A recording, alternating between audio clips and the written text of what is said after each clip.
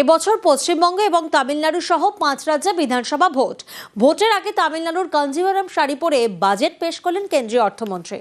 আর এতেই অনেকের প্রশ্ন, বাংলার জন্য তেমন কোনো ঘোষণা নেই বাজেটে, বাংলার শাড়িও পরলেন না সীতারামন। এটা কি কৌশলে বার্তা?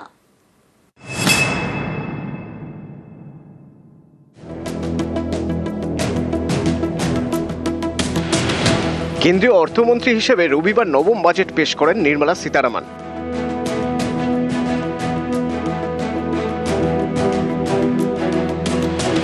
এদিন অর্থমন্ত্রীর পরনে ছিল মেরুন রঙের কাঞ্জিভারাম, তাতে সোনালী জরির কাজ।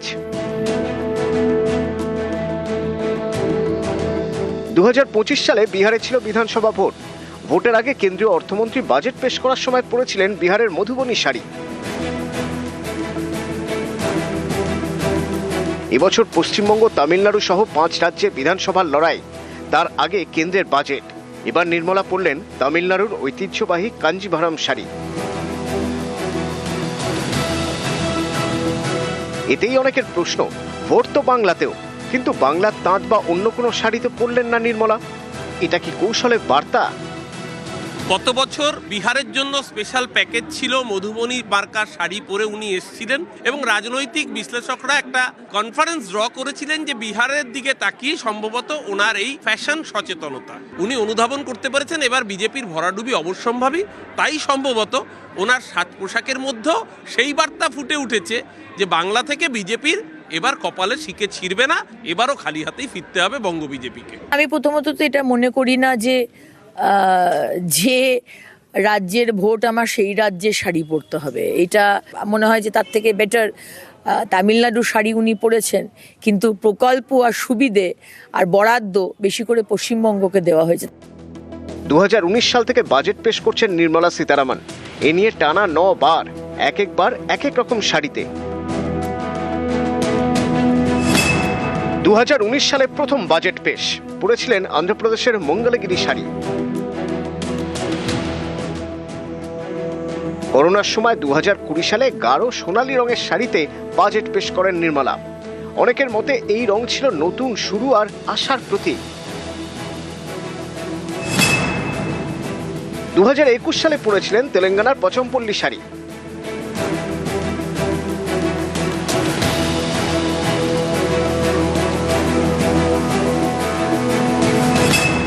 দু 2022 সালে ওড়িশার বোমকাই শাড়ি।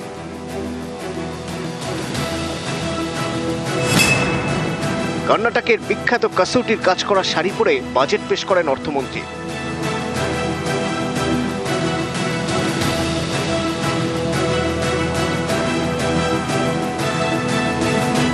2024 সালে দুবার বাজেট পেশ হয়, একবার লোকসভা ভোটের আগে অন্তর্বর্তী বাজেট, আরেকবার ভোটের পরে। প্রথমবার কাঁথা স্টিচের নীল শাড়ি, পরের বার সিল্কের শাড়ি।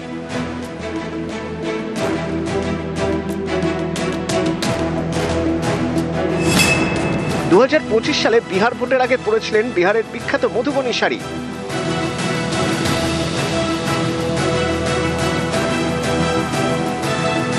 আর এবার তামিলনাড়ুর বিখ্যাত কাঞ্জিভারাম।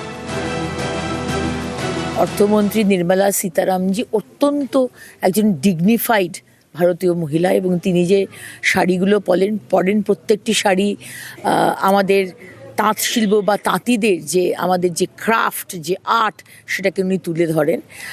বিহার ইলেকশনের সময় বাজেটে যদি উনি মধুবনী শাড়ি পরে থাকেন, আর এবারে তামিলনাড়ুর ভোট, কেরালার ভোট এবং পশ্চিমবঙ্গের ভোট, যেখানে আমাদের 3টে রাজ্যে যেখানে সরকার নেই, সেখানে যদি উনি তামিলনাড়ুর শাড়ি পরে থাকেন, আমার মনে হয় যে এটা ওনার পছন্দের বিষয়।